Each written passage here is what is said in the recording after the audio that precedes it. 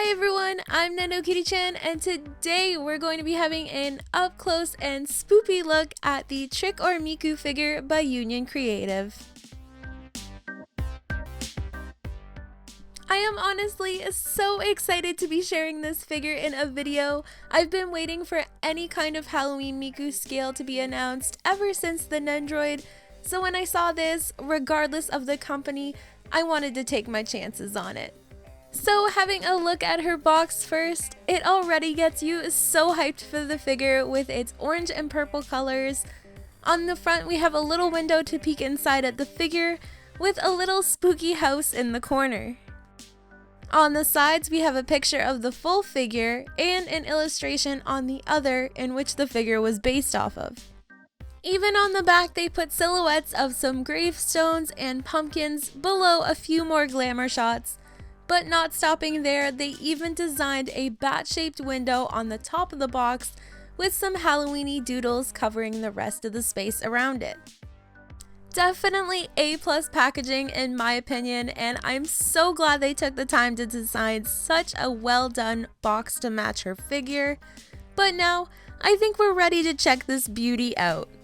So taking her out of the box here, there are already a ton of details that I didn't even really notice in the promo photos, and I'm honestly so glad I decided to take the chance on her because she is absolutely stunning. Especially with that pose, it's definitely one of the more dynamic poses I've seen from a Miku figure, and I really think it suits her theme as well. I can really just see her spookily hovering over a haunted cemetery. Focusing first on the lower half of her outfit, she's wearing some brown poofy looking striped shorts with matching striped thigh highs and some very Halloween-esque polka dotted platforms that are slightly sliding off of her feet, which only give this figure even more movement. Moving on up, I can already tell this is one of the most detailed figures that I own. Even just looking at her chest area, there is so much to point out here. First, as a base, she is wearing a beige colored sleeveless shirt with an argyle pattern wrapped around the end of it and some fine detailings of the same color around her collar. Beside that, there are a couple of tassels from her cape that is lusciously draped down the backside of her. And although being a dark plain brown on the outside, the underside is actually a gradient of pastel rainbow colors as they finish it off with a few illustrated hearts in the corner and a scalloped edge.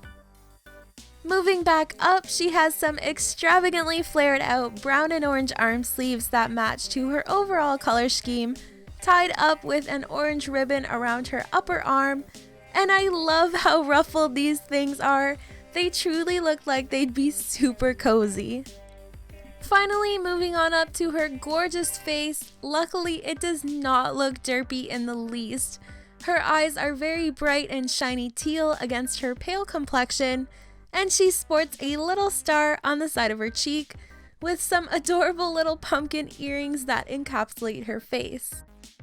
Now at first I wasn't too stuck on her hair being orange and teal together, but it definitely grew on me, and I like to think of it more as her hair is breaking out and transforming into the orange color as a part of her Halloween-y transformation as it splays around her body. Although I feel as if they could have pulled this off a bit better in the front, they did do a rather nice transition towards the ends, especially how they tie them off at the end with some little black bows and white beaded ringlets.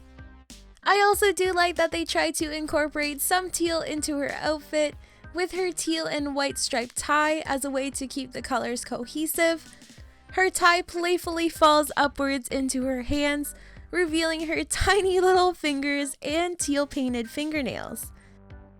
Of course, I don't think this could really truly be a Halloween Miku figure without some kind of jack-o'-lantern, and I'm glad it's not just a part of her lovely candy layered base, but that she's actually grasping it as a real part of her figure, and it's so big that it definitely is a statement piece for her. Overall, I really love this figure. It definitely holds a special place in my heart, being that the theme is that it is. This figure just screams Halloween and I couldn't be happier with her. She has so many tiny details that give her that over-the-top look, like her various bows, earrings, bat headpiece, and that tie clip. Though she has a lot of details that are more in the background as well, like her teal painted fingernails, ring, and the coloring on the underside of her cloak. There is no question that this figure lacks anything but details, and I know a lot of people were nitpicking the company about this upcoming project, but I think they did a fantastic job with her, and I would recommend picking her up to anyone that loves Halloween or Miku figures in general. She is actually my first Miku scale, and I'm so glad to flaunt that she is absolutely gorgeous. So that is all for my Trick or Miku figure review. I hope you enjoyed and had a very happy Halloween, even though this is probably being uploaded in December. Let me know your thoughts down below on this figure, or if you picked her up as well. Of course, if you'd like to follow me on a more regular basis, I do have Instagram, Facebook, and Twitter under the same name here, and I will be probably posting more glamour shots on there as well, so definitely check it out. Otherwise, don't forget to smile, and I'll see you next time.